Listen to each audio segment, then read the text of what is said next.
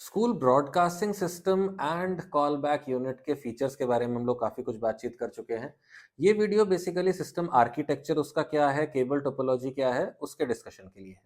Cable topology के अंदर सबसे पहले कौन सा केबल हम लोग काम में लेते हैं, तो इसके अंदर एक शील्डेड केबल होता है, एक हमारा 2 कोर का कॉपर केबल होता है। शील्डेड केबल मॉडल वाइज अलग-अलग होते हैं। हमारे कुछ मॉडल्स हैं जिनके अंदर हम लोग 3 कोर शील्डेड केबल काम में लेते हैं, जैसे BS51S हो गया। अगर आप FP201 स्पीकर लेते हैं तो हम लोग 4 कोर शील्डेड केबल काम में लेते हैं। 2 कोर कॉपर केबल का बेसिकली जो यूज है वो 220 volt AC power supply speakers को डिलीवर करने के लिए, क्योंकि हमारे सारे के सारे स्पीकर्स एक्टिव स्पीकर्स हैं। लोकली पावर नहीं देना है हम लोगों को, मेन कंसोल से ही पावर हम लोगों को स्पीकर्स को डिलीवर करते हैं। अब हमारा कनेक्शन कैसे होता है, आर्किटेक्चर क्या है इसका बेसिकली, तो हमारा जो मेन कंसोल यूनिट है, चाहे वो टच हो चाहे वो नॉन टच हो, जो प्रिंसिपल की टेबल के ऊपर आ जाता है, वहां से शील्डेड एंड कॉपर दोनों केबल एक ही कंड्यूट पाइप के अंदर आप लोग ले कर सकते हैं। एंड वहां से स्टार्ट होके फर्स्ट यूनिट, चाहे वो बेस टर्मिनल हो चाहे वो स्पीकर हो, उसमें इन होगा। वहां से जो आउट होगा वो अगले वाले का इन बनेगा। तो ऐसे इन आउट करके आपकी कंप्लीट डेजी चेन टोपोलॉजी होगी। इसमें अगर आप BS51S स्पीकर लेते हैं तो एक एडवांटेज और मिलता है कि इस टोपोलॉजी के अंदर एक हाइब्रिड ऑप्शन भी मिलता है।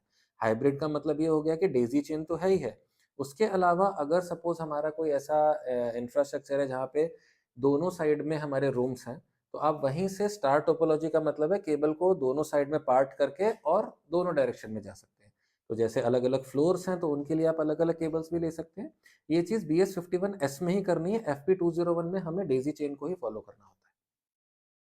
तो ये हो गया हमारा कौन सा केबल काम में लेना है, कैसे केबल ले होगा।